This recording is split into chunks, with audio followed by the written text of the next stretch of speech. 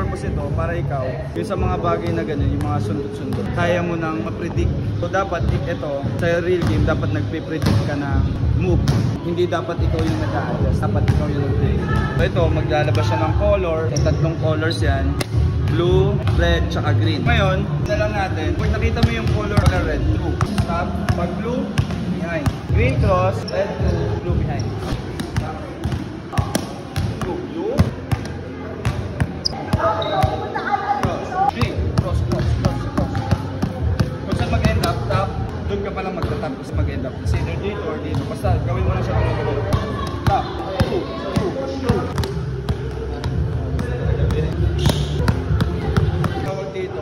Core ship. Kaya siya tinawag na core ship kasi yung body na import natin, ayun lang yung dapat gagalaw. So, ayan siya. Hindi ka mag-turn dito. Para mas mabigyan ka ng option na gumawa ng move, less predictable sa game. Dapat yung katawan mo, lagi lang naka-square up sa all. So magagawa mo lang yun, lagi naka-square up sa ring kapag ginamit natin yung core ship. Yun, magpa-pocket lang tayo. Pocket. Tap. So kapag red, true. Mas after nyan, dadagdagan lang natin ng cross.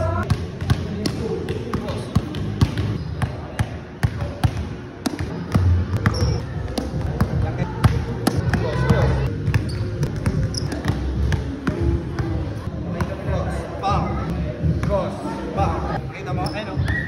Habang kinocross ko siya, hinahayaan ko lang mag-flow. 1, 2, bam! 1. Tuloy-tuloy ah. So, tuloy-tuloy. Ngayon, instead na open tayo maglalan tayo ng drop. 1, 2, cross, then magbabound ka, pa-drop.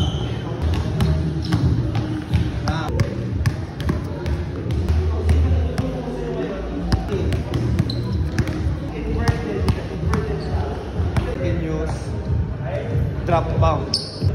Pero pag nag-cross na tayo, ganda tayo ng drop. After nyan, cross ulit, then drop. Continuous na siya.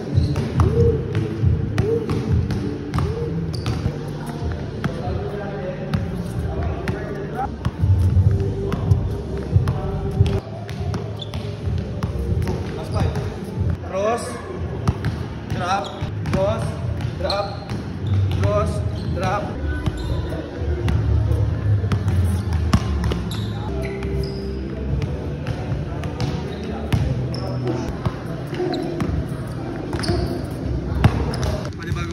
Tawag naman dito, inverted drag stop. Naman natin dito, nag-stop tayo.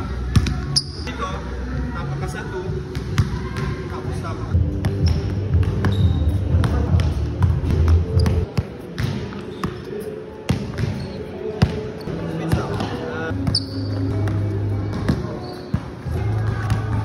Nice one.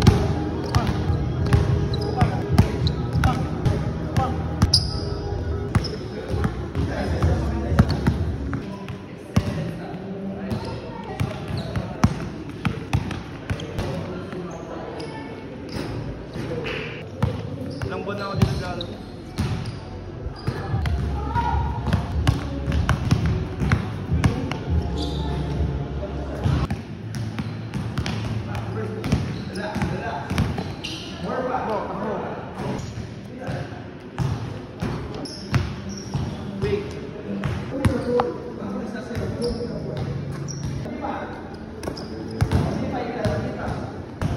What?